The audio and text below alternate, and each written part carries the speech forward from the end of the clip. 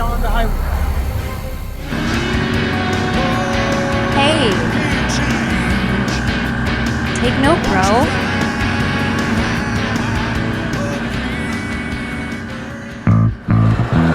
Okay, so after a couple of espressos and a bunch of other things, we're on our way to Portland, Oregon. From Vancouver and continuing along our wonderful journey, Miami, Prudhoe Bay and back. Truly a wonderful, fantastic, unequaled experience. Really something. See you soon, Vancouver. Beautiful city, beautiful people, the water, the trees, really something else. In stark and radical difference from the beauty, the wilderness, the purity that is the rest of Canada and Alaska. And in fact, many of the places that I've visited so far. So many contrasts in the planet. I remember this bridge.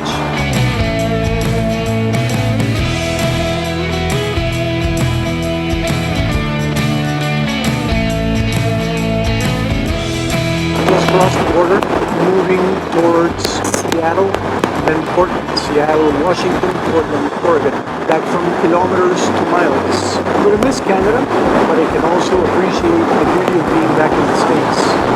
So here we have a little bit of what urban life is like. I can't imagine living like this on a daily basis. Visually, mentally, and respiratorily polluted.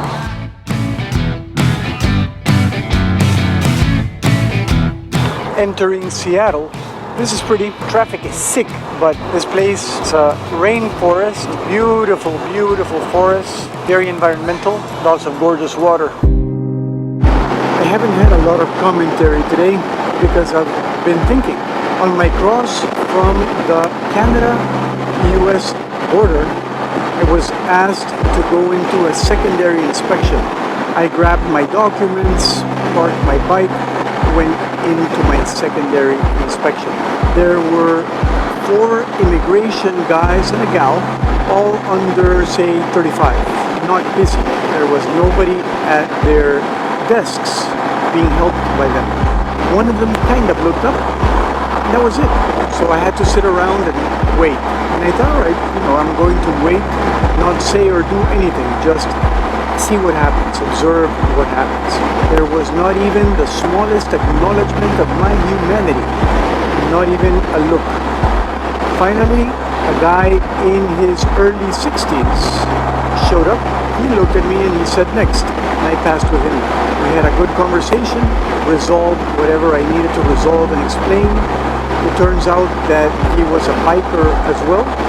But my lesson here is an interesting one. The youngsters seem to be a lot more about themselves. Us older guys perhaps understand the meaning of commitment and sacrifice for others a bit better. But I also had another reflection. As time passes, it becomes super clear to me, and this will be a recurring topic, it becomes super clear to me that everywhere I go, everything I do, everything I see is influenced by corporations. There is an absolute for-profit motive in everything I see. And by for-profit, I mean cost-cutting, efficiency, selling at higher prices, something that costs less, almost regardless of the quality that is being sold or what is being sold. So let's say, clearly, corporations do not have the public interest as a primary motivation. The second thing that I was thinking about is that media is no longer independent.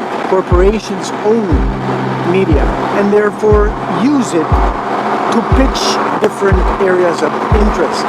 The third thing I was thinking about follows along the lines of the first two. And it is that politicians cannot get elected without donations from corporations and without strong support and showing from the media. And the fourth and final thing is that politicians who got there by receiving donations from corporations, and I guess donations, quote unquote, in kind from media outlets which are not independent. Those politicians, those that have been, quote unquote, elected to govern people, will never willingly cede their authority over those they govern. This means essentially corporations are governing people. The big question is to see how many corporations are actually governing people. Maybe this is a massive, massive cause for concern. But there's one additional thought that has nothing to do with those four logical tenets. The last thing is, how does this all get enforced? Because evidently it has to get at some point, perhaps, enforced. The instruments of enforcement by governments are literally law enforcement and armies, who in general terms are non-proliferating. They are subject by code, by law, by oath. They are subject, absolutely dependent on what politicians order them to do. And this follows down the chain of command. And while these individuals in law enforcement and in the army all over the world may think that what they're doing is senseless, they also have families to support. They have personal dreams. And in many cases, they are so well aligned to the discipline they have been subjected to during the entire training period and careers. They are so aligned to groupthink and peer pressure that there is no way they're going to break ranks and sound an alarm. This is a very complicated global situation because we're seeing politicians do things that overreach their authority by tons. And we see law enforcement and armies enforcing that incredible overreach. We're seeing decisions that are absolutely senseless. And while one may understand that there is personal interest as a primary goal or corporate interest as a primary goal, one cannot understand and justify overstepping, overreaching, and abusing people or manipulating people and enforcing via the same mechanisms that the people chose to use as defense mechanisms.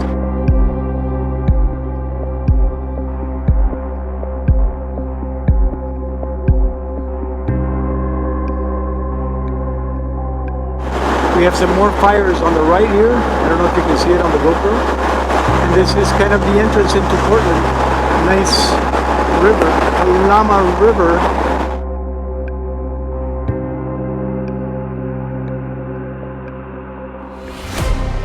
So I guess this is a real life review of my Fantic. I was losing air, I lost air, came down to 26 psi. And in nothing, maybe a minute, it's hiking up to 38. So I'm pretty happy with it. I'm very close to Portland already, so I think this should make it. And this is where I'm at right now. Right on the highway. And here's the bike inflating. Up at 43. And it did. Excellent. I am thrilled. Take note, bro. Hey, take note, bro.